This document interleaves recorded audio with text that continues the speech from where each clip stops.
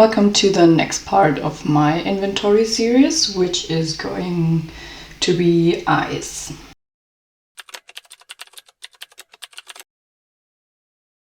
Let's get the boring stuff out of the way at first and talk about mascara, eye primer, eyeliner and brow products. So I currently own 3 mascaras. These 2 are opened at the moment. This one is a brown one and this one is a black one. This is from Kess, a German brand, and this one is from Catrice, obviously drugstore. I like both of them and I like to have both of these colors at hand when doing my makeup. So a brown one and a black one is always opened in my stash, and this one is a brown backup of Essence. I don't know, so this is the first time I'm going to use this, and let's see if I like it.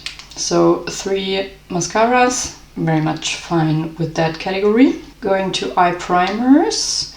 I have 3 of them. One is opened. This is from Love. I'm trying to focus on this in 2025 and see if I can actually use it up this year. Don't know, because you need the tiniest amount of that product. But anyways, I like it. It's a fine product and I will use it. And I do have the NYX glitter primer and one of the e.l.f. eyeshadow primers, which is the Lock It Down primer. None of these I have actually used so far. These are both unopened. So, and I will also try and use up this one first and then go into these 2. For eyeliners, I have 6 right now. I have 2 blue tealy ones. This is a very dark blue, a teal one, and 2 brown ones. This is a very nice dark brown with some shimmer to it. This is more of an orangey brown with also some shimmer to it. This is a black one, which is getting quite old, so I would love to use this up this year, but eyeliner takes me also forever to use up, and I have a classic white eyeliner for, I like to use it in my waterline. And last of the boring stuff is my NYX brow glue. I finished my brow gel end of last year, and this is the first tube from my NYX, or from NYX, which I'm using here. I like that product fine, it's okay. And this is the only actual brow product I own. For filling in my brows, I'm currently using an eyeshadow that works perfectly fine. It's not the most convenient for traveling or something like that, but yeah, it's alright. Let's get into the exciting stuff, which would be my palettes. I don't have a specific order here. I will just show you each and every one. First one I want to show you is this one from Odin's Eye, and I will show you also the insides of the palettes. This is actually, as you can obviously see, not the palette as it's supposed to be. I was in a big depotting mood beginning 2024, and I ended up decluttering a lot of Odin's Eye shades because I'm not wearing too colorful eyeshadow looks. If I'm wearing color on my eyes, then I tend to gravitate towards colorful shimmers and have some neutral mattes to tone it down a little bit, which is why I kept these shades. Then I do own the Cool Trills palette from Cosmic Beauty, which is a beautiful palette. I got a lot of use out of that one last year. It's just a beautiful palette. I like the Cosmic Beauty formula very much. Blend Bunny Cosmetics The Longing palette. I did not dig into this one quite enough last year, and I won't do it this year because I'm focusing on other palettes, but this is still so beautiful. The shimmers are, in my opinion, the best Blend Bunny did so far. You have something neutral, it's a little bit of green, tealy tones. I love gray, I love, and purple is also something which makes my eye color pop. So beautiful palette. Blend Bunny Sugar and Grunge, which is or had to be discontinued, at least with that naming. I don't know if she will bring it back with another name, because I'm not able to go into the drama about that one, but I was actually able to snag that in and I love it. I have 3 pans in here, which is in Sweetheart. Well, this is not actually the shade Jawbreaker and this is not actually the shade Prom Queen, because I had to rearrange that. I like that palette. It's 90s 2000 vibes. I love it. And this is actually one of the true grays, in my opinion, in my collection. Love it. One of my bigger palettes, which contains some of my single shadows. There are some depotted shades here, for example, from Gloss Gods, from the new neutrals, and from the Color of the Rain palette. I did end up decluttering a lot of that Color of the Rain palette because I came to the conclusion that I'm not really into those very, very shifty and chunky eyeshadows. It's just not my vibe, and that's okay.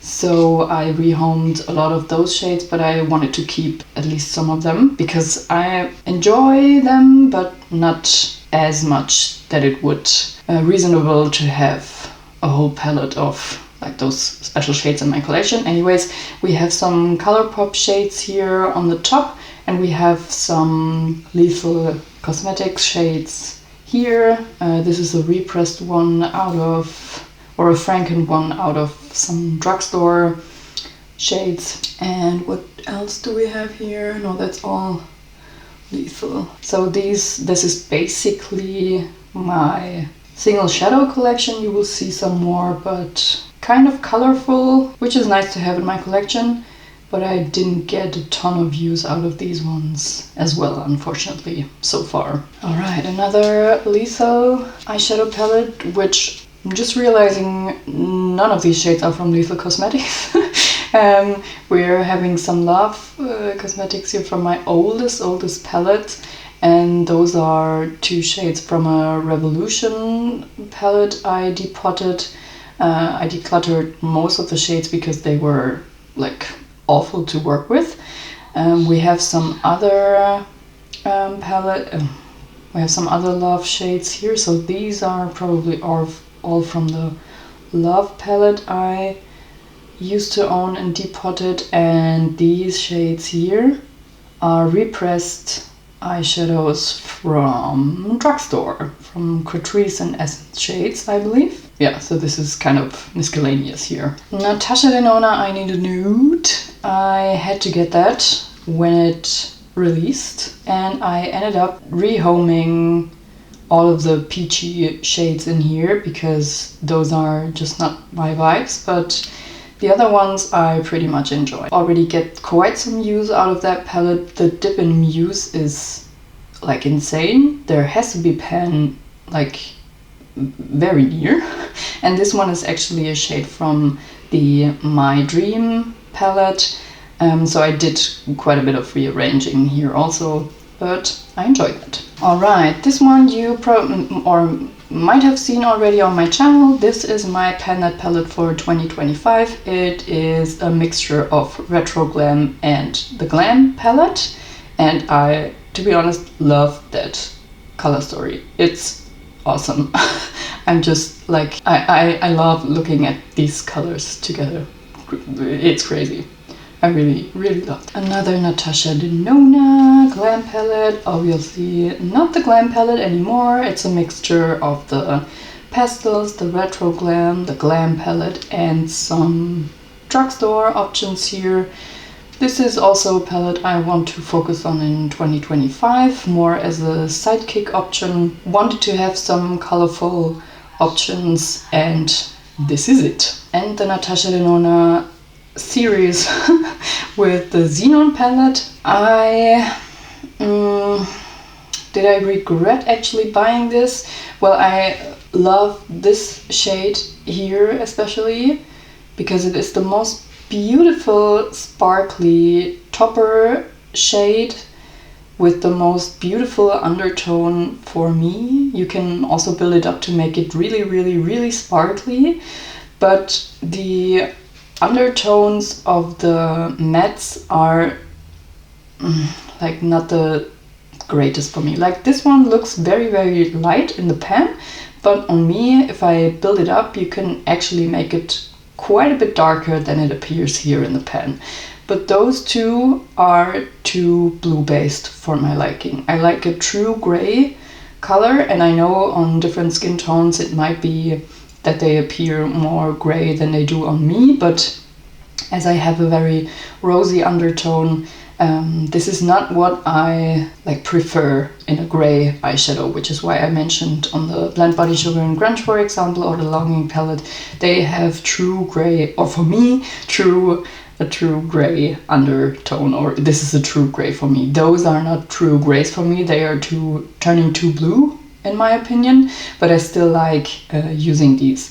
And I also like the Natasha Denona Shimmer formula very much. They don't crease on me, they tend to are really long wearing for me. And yeah, if I'm being honest, I would have preferred getting the Beauty Bay grayish, the smoky palette, or how's it called. But now that I have this one, I cannot really justify buying a Beauty Bay palette. And another thing is that I'm on a no-buy for everything concerning makeup. So I'm using this one, and yeah, it's fine that it's in my collection. I will not declutter this at any point in time, but wanted to get this out with the undertones that I'm not really like satisfied with. So 2 palettes to go actually. You have already, whoops, there goes the thingy which is inside to whatever. This one you have probably already seen also. It is my Pan palette in order.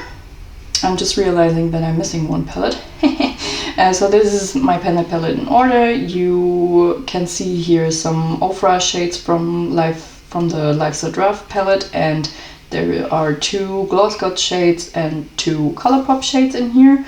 I'm very much looking forward to be focusing on that one as well in 2025 and see what I can do with that one. Then we have my one and only Colourpop palette, which is the Troublemaker one.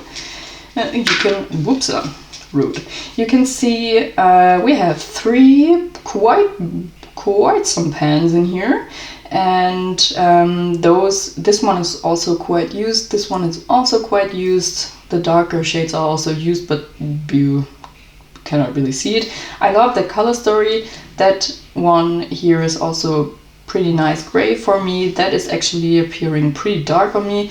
My favorite shade out of that palette is this one here, which is called Real. It is a beautiful purpley, kind of bluey, darky, shifty shade, which is not too shifty, but still interesting to look at, you know? It is, yeah, it's just beautiful. And then we have some more singles here. These 2, like, ignore these shades here because they are obviously cheek shades and you have already seen those, but those are 3 eyeshadow pans I wanted to show you as well. These 2 are actually my oldest eyeshadows in my collection.